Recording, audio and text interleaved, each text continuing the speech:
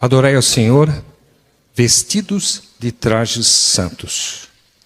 Tremei diante dele, todos habitantes da terra. O sermão que eu vou apresentar não é um sermão. Isso aqui é um estudo que eu fiz pessoal, para eu tentar entender uma série de coisas. E há tempos eu tenho feito esse estudo. E fui convidado a apresentar uma mensagem nesta manhã. Então eu vou apresentar para os irmãos esse meu estudo. Esse estudo eu tenho usado para a minha reflexão pessoal. E eu trago e eu espero que seja útil para a reflexão pessoal dos irmãos. Antigamente, nós tínhamos um uniforme de adorador. Eu era pequeno, a gente ia para a Bíblia, a gente ia para a igreja, a gente levava a Bíblia, a lição e o inário. Nós utilizávamos a melhor roupa que tínhamos, que era roupa de sábado. Era uma roupa que a minha mãe dizia que tinha que ser discreta e a que menos ressaltava o corpo. Nós não íamos à igreja como quem vai ao supermercado, ao estádio ou ao shopping.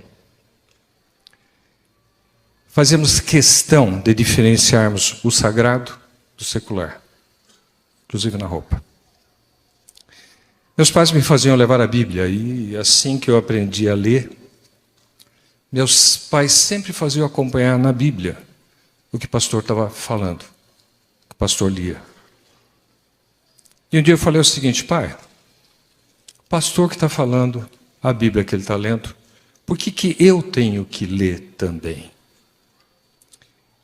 E ele diz o seguinte: filho, nós temos que desenvolver o hábito de ler a Bíblia para vermos por nós mesmos se o que está sendo lido e dito ali na frente é realmente o que está escrito.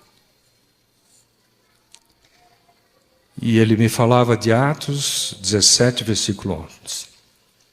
Ora, esses de Bereia são mais nobres do que os de Tessalônica, porque receberam a palavra com toda avidez, examinando diariamente as Escrituras, para ver se as coisas que eram apresentadas pelos apóstolos eram exatamente assim que era escrito. Ellen White se destaca que o dever de adorar a Deus se baseia no fato de que Ele é o Criador. E a Ele todos os seres devem a sua existência. Deus deve ser adorado pelo seu caráter e pelo seu trabalho criador e redentor. Ele deve ser adorado por seus atributos: justiça, perfeição, majestade, soberania, transcendência, imanência, conhecimento, presença, bondade, força, compaixão, santidade e o seu incomparável amor. É por esse motivo que nós adoramos a Deus. Existe um conceito chamado cosmovisão. Cosmovisão é um conjunto de preceitos e princípios que formam a base para o nosso entendimento da realidade. E através da nossa cosmovisão é que nós fazemos as nossas escolhas. O único grande problema com relação à cosmovisão é que, em geral, a cosmovisão ela é muito mal formada. Ela é muito frágil em muitos de nós. Ela é formada pelo que vemos na televisão, pela música popular, por revistas tipo Caras, por novelas, por filmes, por podcasts, por influencers, por youtubers. A maioria das pessoas tem uma cosmovisão muito ruim, porque ela é mais baseada no que viram e ouviram do que no que leram e meditaram. A leitura nos capacita para pensarmos de uma maneira crítica. Se nós não aprendemos a pensar, a nossa vida será uma constante reação frente a crises inevitáveis. Uma vez eu assisti um sermão em Washington e um ancião pregou uma mensagem e o título do sermão é o seguinte: The Christian must be a thinker. O cristão deve ser uma pessoa que pensa, um pensador. A nossa cosmovisão é baseada em crenças determinantes para compreender a vida de um modo geral.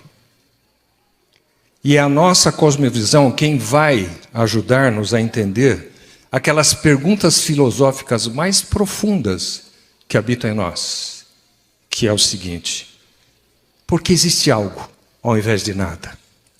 Por que existe beleza ao invés de feiura? Por que a ordem ao invés de desordem, caos, mesmo na vigência da segunda lei da termodinâmica? Porque a harmonia sonora ao invés de ruído? Porque há o universo. Como o mundo veio existir e por que ele existe? O que significa a vida e por que nós estamos aqui? O que é a morte? O que tem depois da morte? Existe Deus? Quem é Deus? Essas perguntas filosóficas, elas estão lá dentro da nossa mente. E nós conseguimos responder ela à medida em que nós temos uma cosmovisão correta. Existe Deus? Sim. Se nós estamos aqui, provavelmente nós acreditamos que existe Deus. Mas quem é Deus? E como ele se revela? Deus se revela em duas formas. Primeiro, nas coisas criadas, que é a teologia natural. Isso a gente vê em Salmos 19, versículo 1, que diz: os céus proclamam a glória de Deus e o firmamento anuncia as obras da sua mão. Essa é a primeira noção que eu tenho de quem é Deus. Mas existe a teologia revelada, aquela que mostra quem é Deus nas Escrituras. E é aí que existe a verdadeira compreensão de quem é Deus. É impossível para nós compreendermos a Deus em virtude da nossa limitação intelectual. É impossível conhecer a Deus a parte da sua revelação. E o mais interessante é o seguinte: mesmo que Deus revelou, nós não conseguimos entender. Porque Deus tem algumas características que para nós são fora de compreensão. A primeira característica: Deus é eterno. Como eu falar a respeito de eterno e entender o que é eterno, se tudo que eu vejo é finito, teve início e fim, tudo? Como entender? Daí existe uma alegoria que eu acho interessante. A Cordilheira do Himalaia tem cerca de 2.600 quilômetros de extensão. Ela tem de 150 a 300 quilômetros de largura. Na Cordilheira do Himalaia estão os maiores picos da Terra, o K2 e o Everest, com mais de 8.800 metros. Imagine você que o Himalaia fosse composto de grafeno, que é um produto 10 vezes mais resistente que o aço. Imagine você que a cada 1000 anos viesse um pardal, limpasse o bico e voasse. 1000 anos depois, vinha o pardal, limpava o bico no Himalaia e voasse. Quando, em determinado momento, todo o Himalaia estivesse desgastado pelo atrito com o bico do pardal, aí teria começado a eternidade.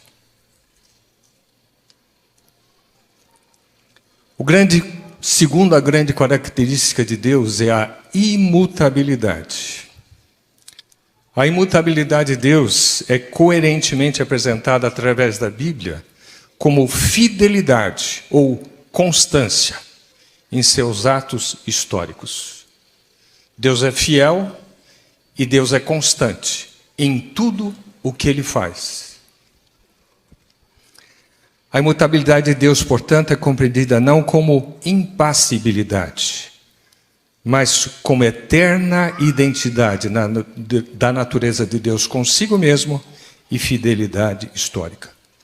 A imutabilidade de Deus é a base da segurança do universo. Amor e ira. Deus é um ser relacional cuja essência é amor. A definição do amor de Deus não pode ser extraída por analogia do amor humano. O amor divino é a base da criação e, sobretudo, da redenção.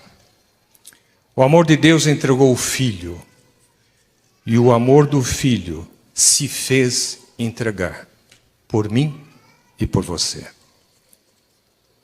Quando o ser humano peca, qual a reação de Deus? Quando o ser humano peca, Deus oferece a salvação em Cristo Jesus. Outra característica que nós não conseguimos entender de Deus é a transcendência.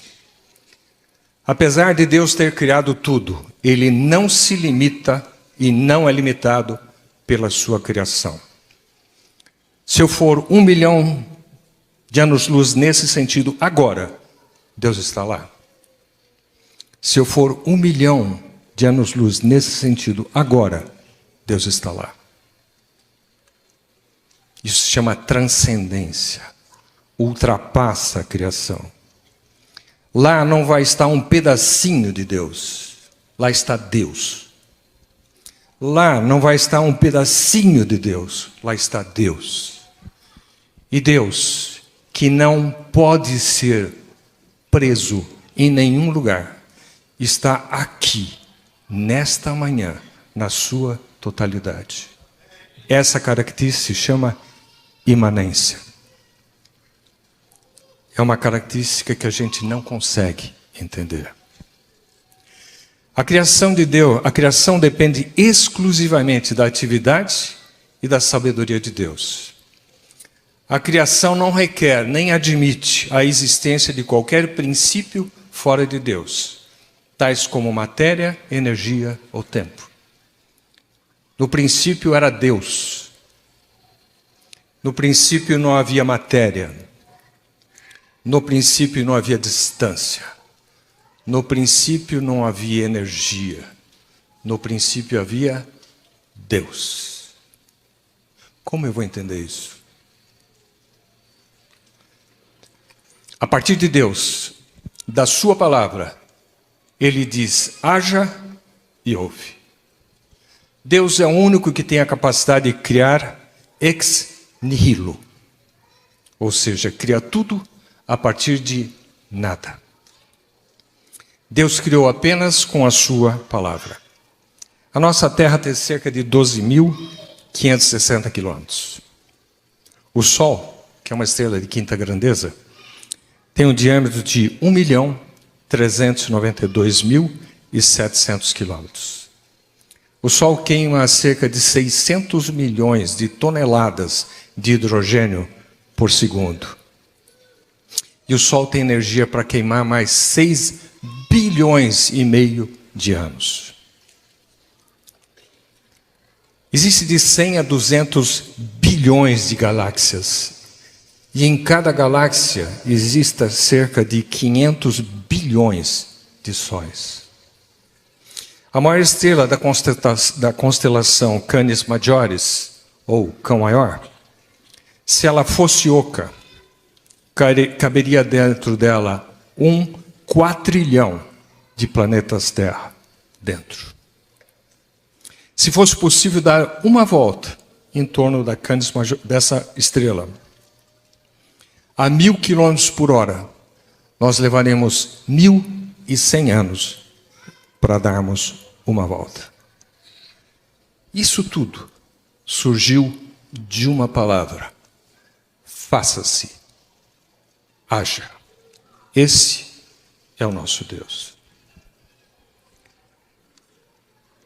A Bíblia nos adverte, nos admoesta e nos chama a adorarmos a Deus. E o que é adoração? Existem 3 princípios básicos de adoração que a gente pode tirar na leitura da palavra. O primeiro está em Êxodo 3, versículo 15. Quando Moisés encontrou a sarça queimando, naquele momento Deus diz: Moisés, tira a sandália do teu pé, porque o lugar em que você está é terra santa.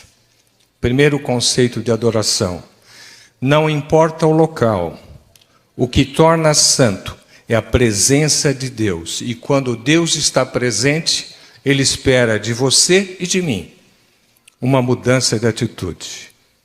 E essa mudança de atitude se chama reverência. Você está na presença de Deus, Deus espera de você e de mim reverência.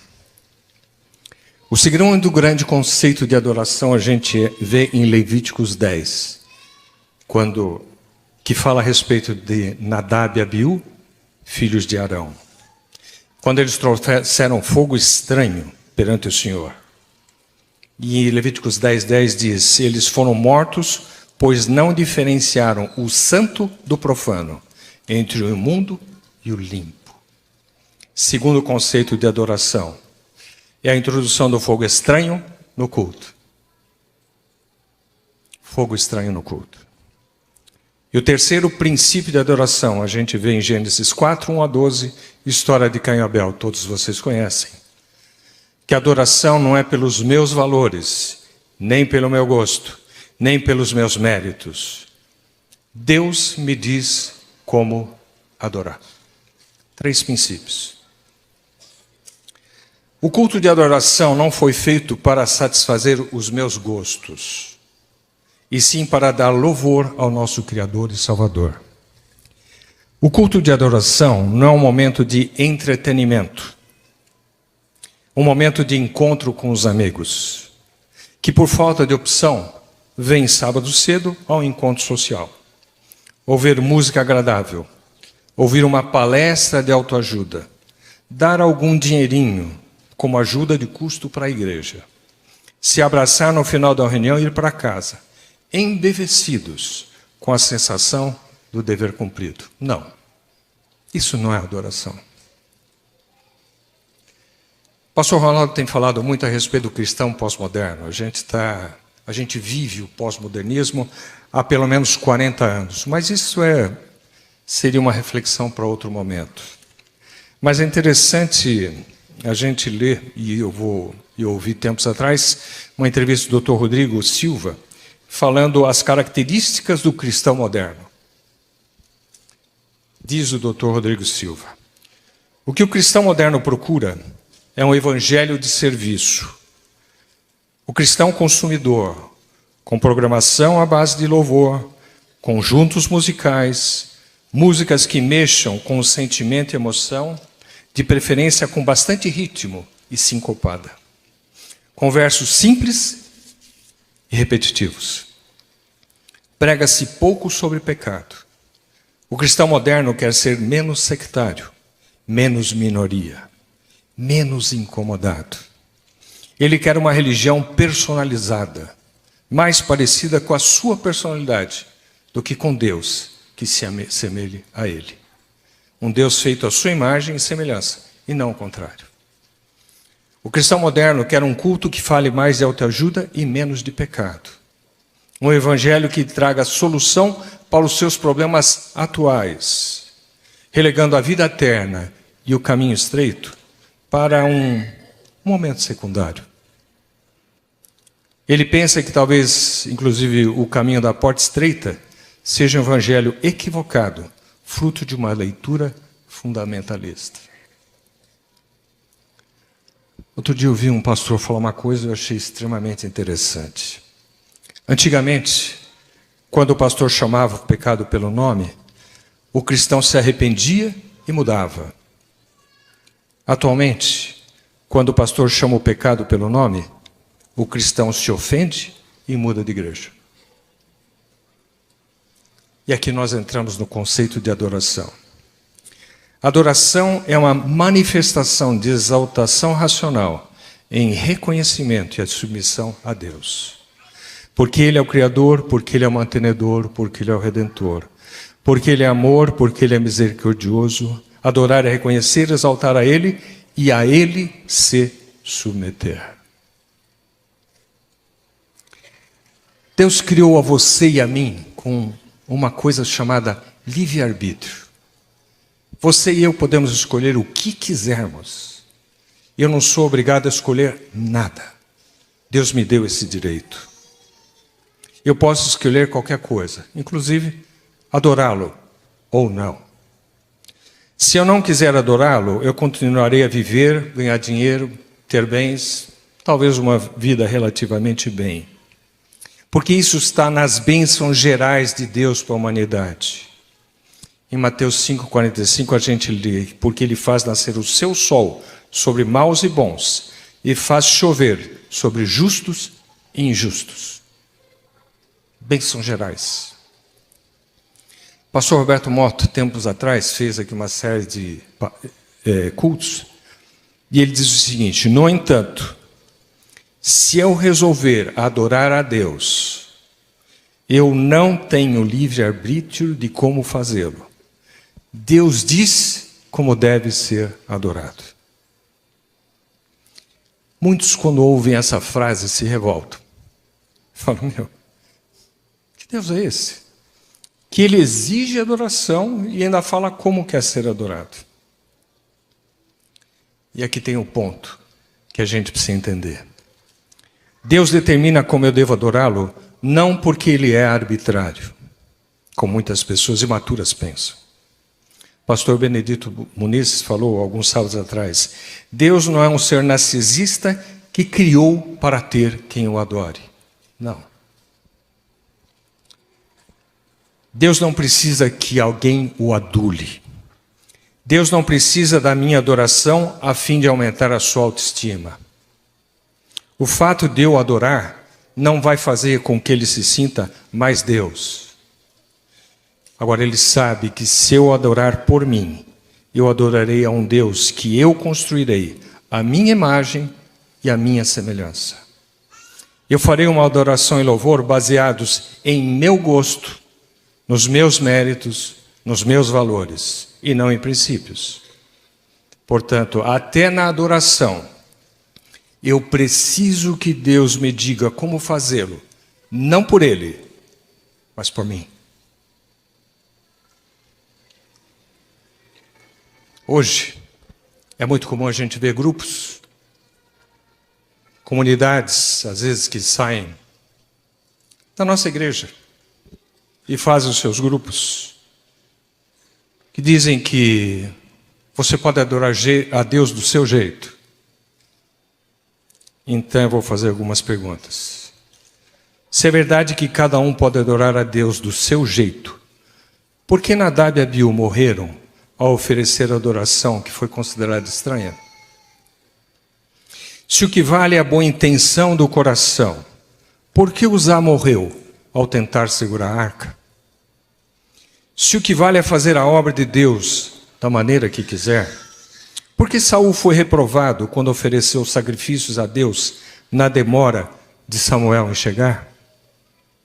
E se Deus recebe qualquer tipo de adoração, por que ele aceitou a de Abel e rejeitou a de Caim? Não se engane. Tem atitudes que parecem corretas, mas Deus estabeleceu princípios que não podem ser mudados. Primeiro ponto que tiramos da lição de Moisés: reverência. Reverência. Em Salmos 46, versículo 10, nós lemos: aquietai-vos e sabei que eu sou Deus. Se os irmãos quiserem ler um pouco mais a respeito disso, leiam Testemunhos para a Igreja, volume 5, capítulo 55. Esse capítulo me impactou muito no meu estudo. Leiam. O título é O Comportamento na Casa de Deus.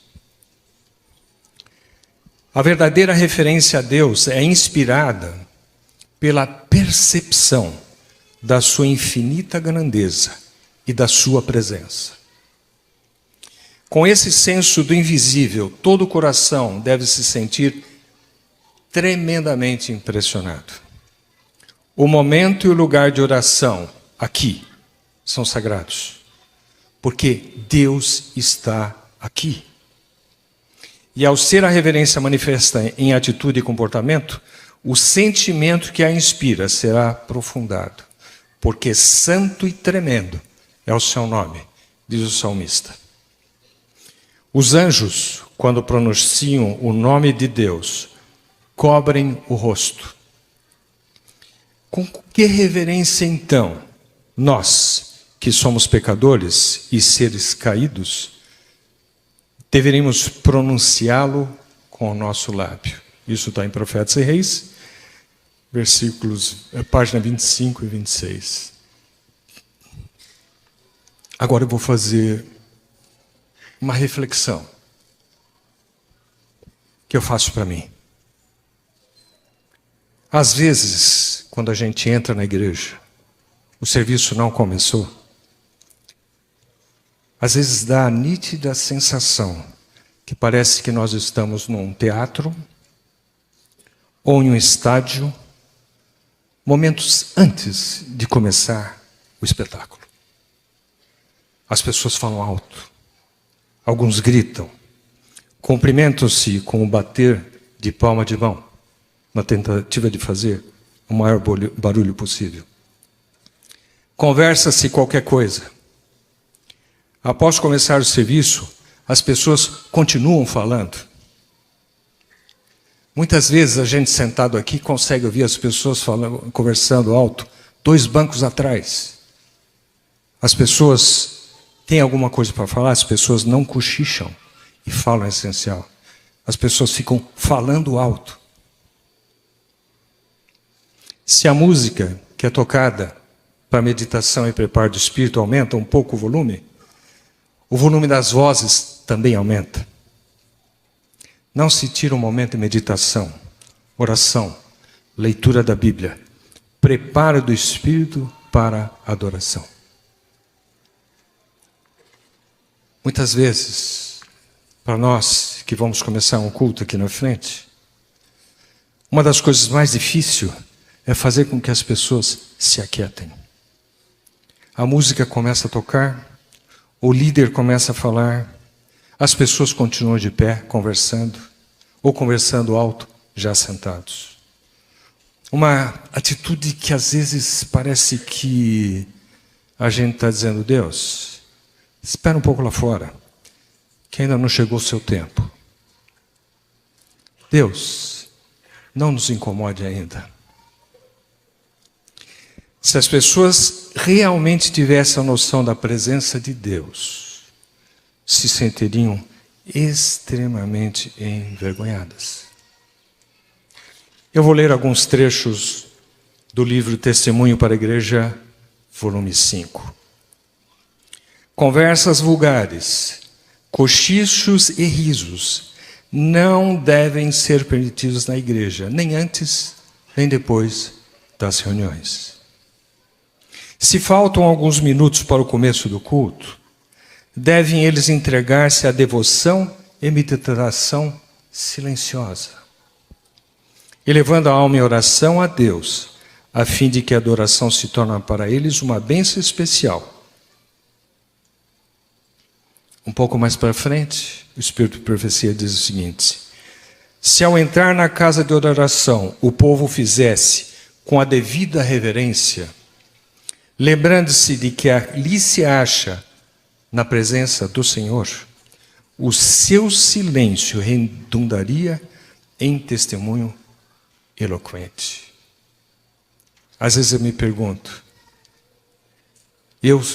aqui dentro da igreja, se viesse uma visita que não é da nossa igreja, e essa visita estivesse me observando, será que ela entenderia que eu realmente acredito que Deus está aqui? É um fato, diz o Espírito de Profecia, é um fato deplorável que a reverência pela casa de Deus esteja quase extinta As coisas e lugares sagrados quase não são mais discernidos. O que o santo elevado não é apreciado. Quando eu li isso, eu fiquei pensando na minha atitude dentro da igreja. O segundo ponto de consideração com relação à adoração foi Nadab e Abiú, fogo estranho. Qualquer um que estudou sabe que fogo nada mais é do que uma reação química. Você precisa ter um combustível, você precisa ter o comburente, que é o oxigênio, que é o que oxida o combustível, e você precisa ter uma fonte de calor. Então, combustível, presença de oxigênio, calor, fogo. Nadab e Abiú trouxeram um fogo estranho. Eles trouxeram fogo no incensário. Aquele azeite era o azeite que era usado normalmente. O azeite não era estranho. Eles trouxeram para a lenha não era estranho. O fogo ia acontecer por causa do oxigênio, que não era estranho. Onde estava o estranho? O estranho estava na fonte do calor.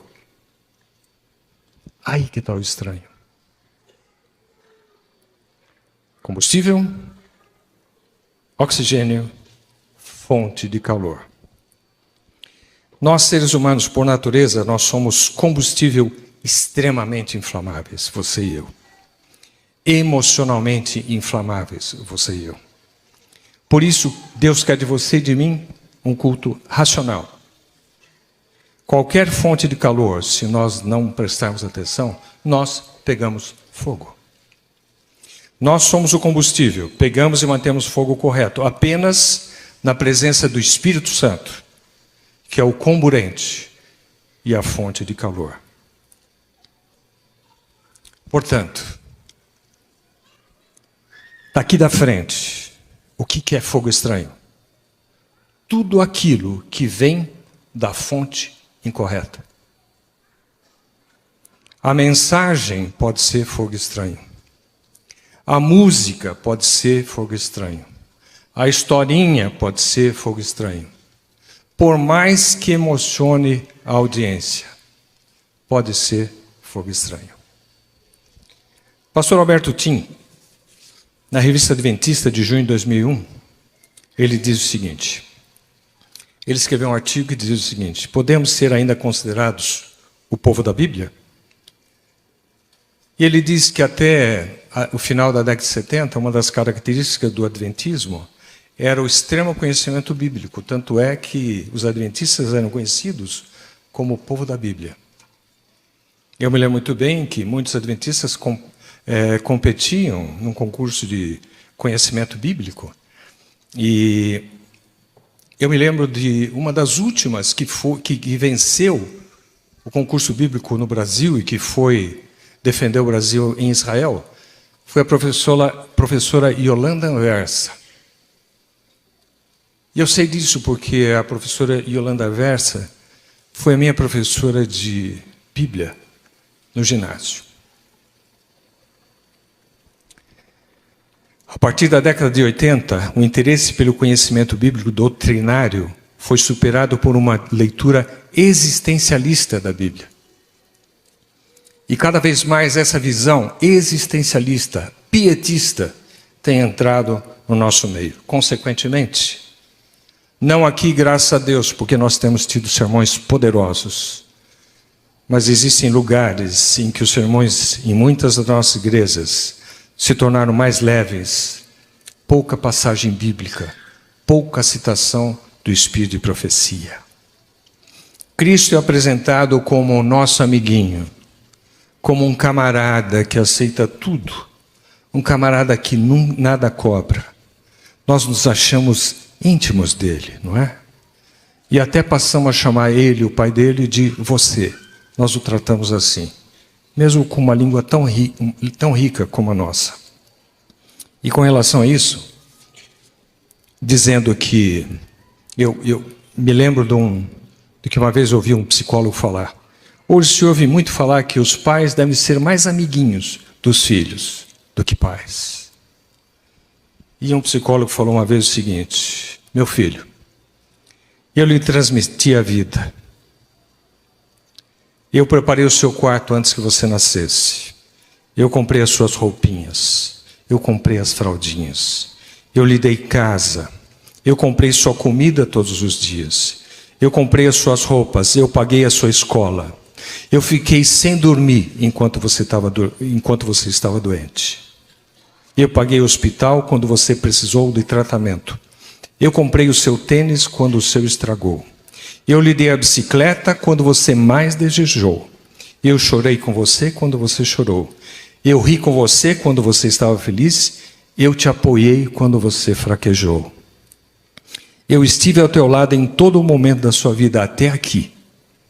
E continuarei por você enquanto eu viver. Qual amigo fez isso por você?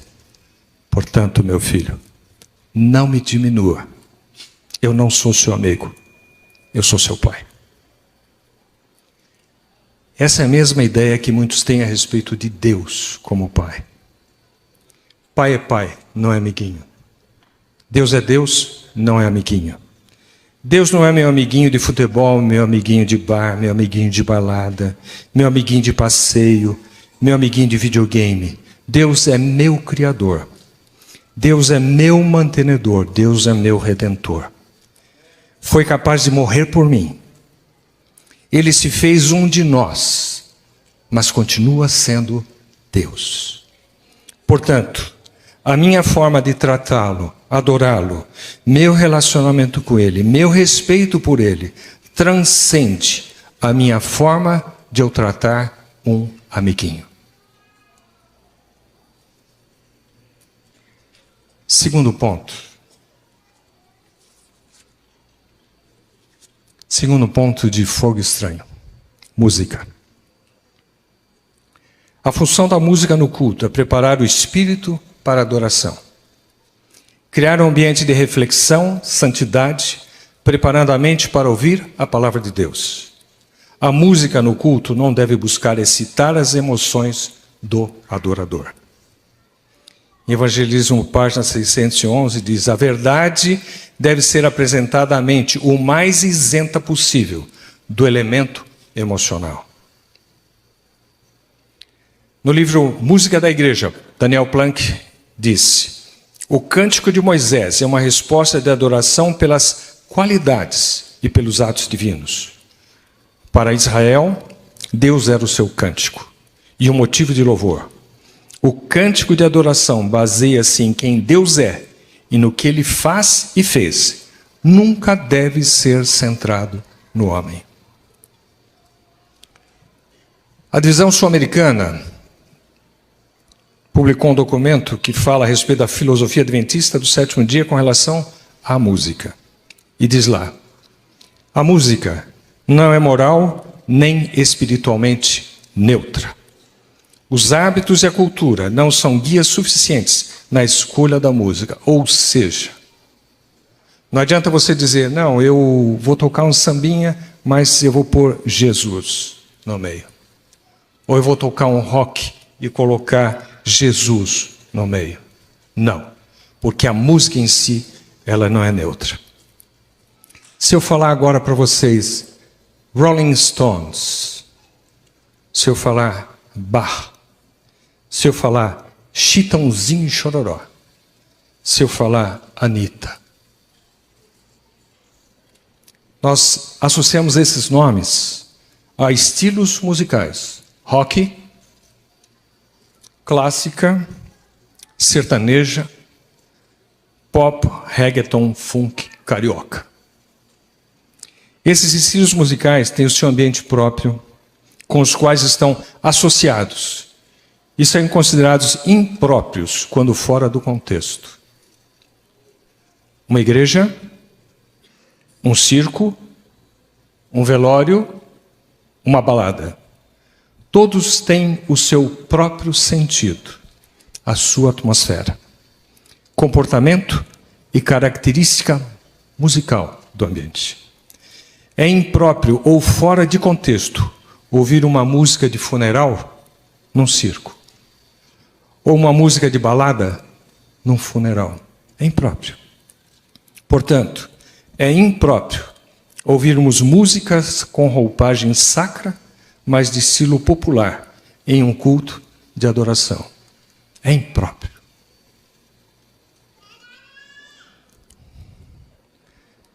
No livro Cristãos em Busca do Êxtase, Vanderlei Dolores diz o seguinte: hoje, grande parte das igrejas protestantes aderiu ao estilo carismático de louvor e culto.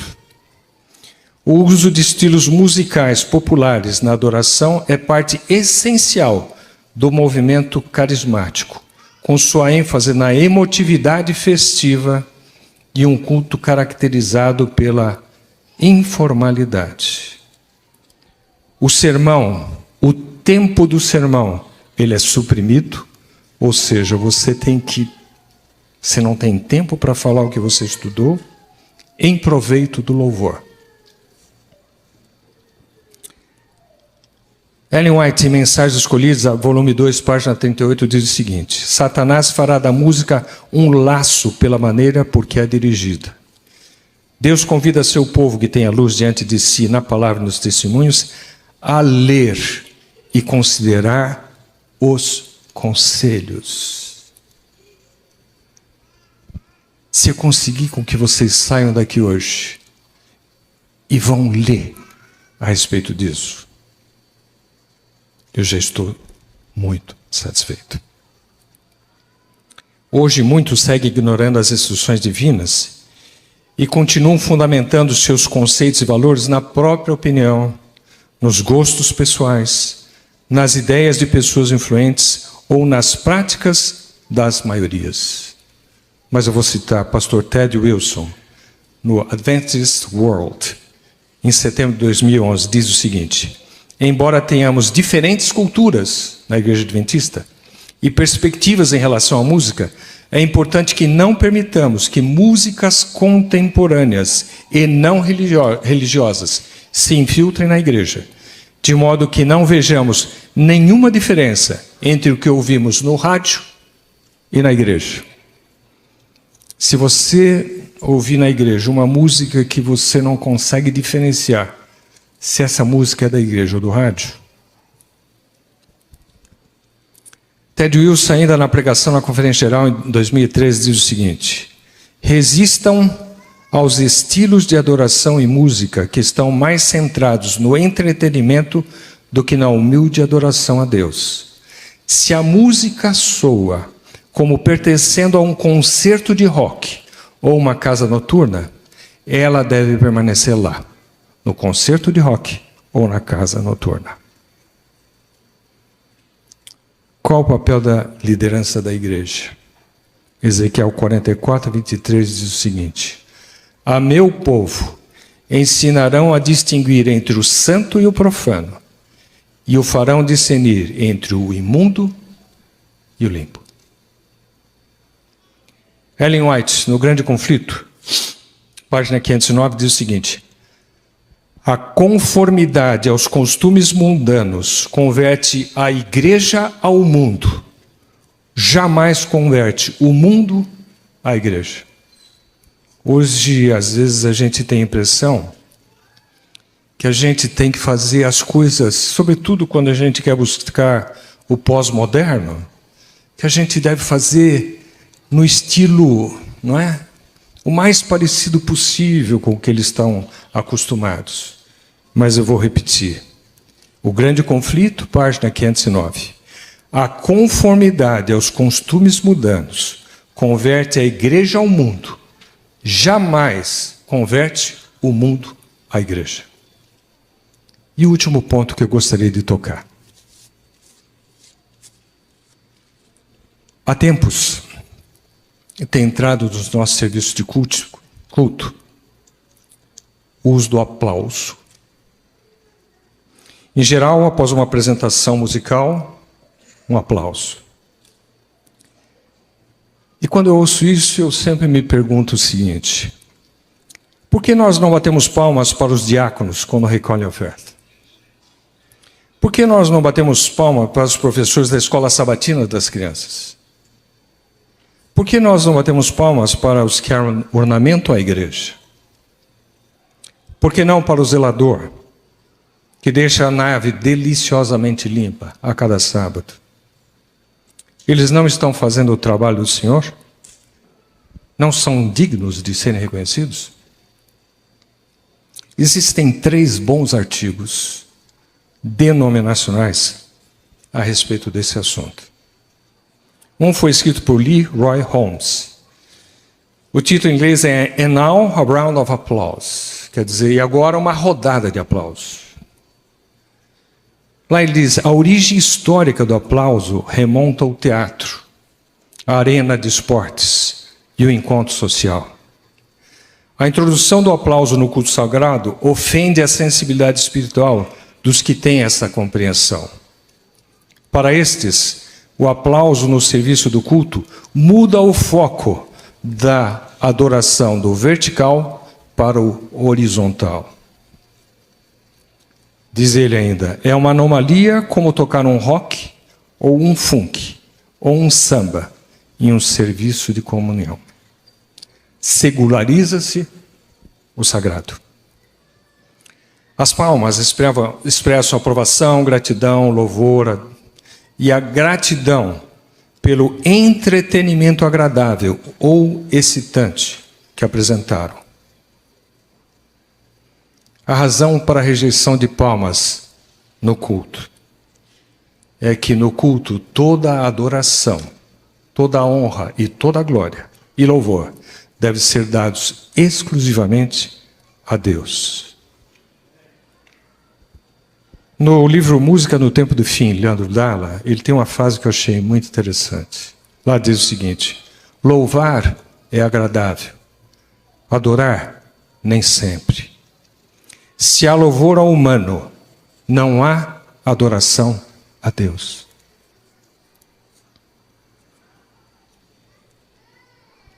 Em geral, no término de uma música de louvor, tanto de coral de conjunto, com muito ritmo, volume forte, acompanhado de uma banda de instrumentos eletrônicos, com acordes dissonantes, terminando em floreado o crescendo, faz com que a casa caia. As emoções crescem, a congregação aplaude, porque se identificou com o que lhe deu prazer e fez sentir bem.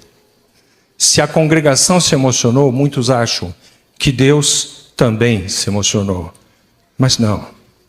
O aplauso só mede o valor do entretenimento. E num culto, Deus não está para ser entretido. Em geral, e a gente nota que músicas com instrumentos acústicos, hinos clássicos, músicas que levam a introspecção e meditação, terminando em um ralentando e pianíssimo, nunca recebem palmas. Existe um trabalho que foi feito, um trabalho acadêmico, que foi feito no Departamento de Filosofia da Universidade Adventista de Klabat, pelo Dr. Max Valham. E é uma revisão teológica. O título do trabalho é Clapping in Seventh-day Adventist Worship.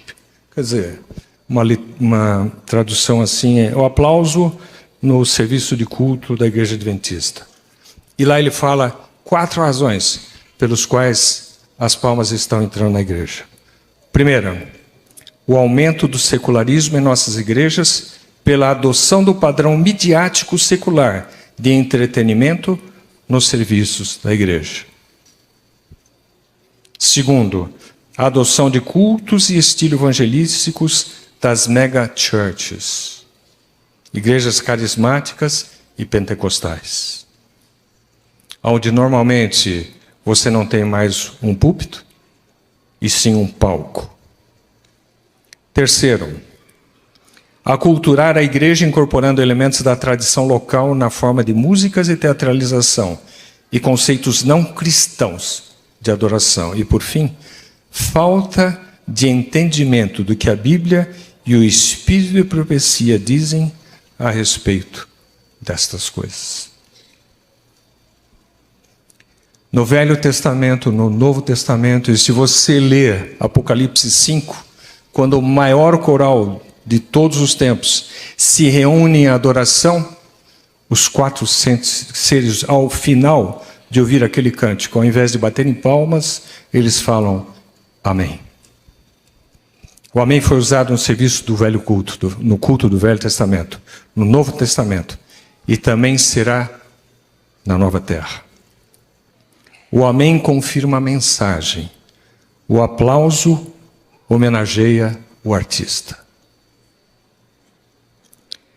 As palmas na Igreja Adventista não foram introduzidas como resultado de uma pesquisa com oração na Bíblia e no Espírito de Profecia. Veio como tantas outras coisas têm vindo, pelo desejo de moldar-se segundo outras igrejas. Charles Spurgeon diz uma certa vez: a maior mentira inventada pelo demônio é a de que as igrejas podem salvar almas com entretenimento. Que o Espírito Santo nos dê discernimento, que nós sejamos bereanos em nossa atitude de cristãos, que nós busquemos adquirir conhecimento primário e que nos conscientizemos do espírito de reverência, reconhecimento e adoração que nós devemos ao nosso Deus, Criador e Redentor.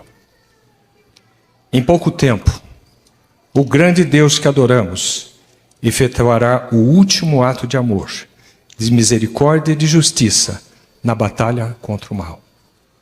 E nesse dia, em pouco tempo, a batalha será findada.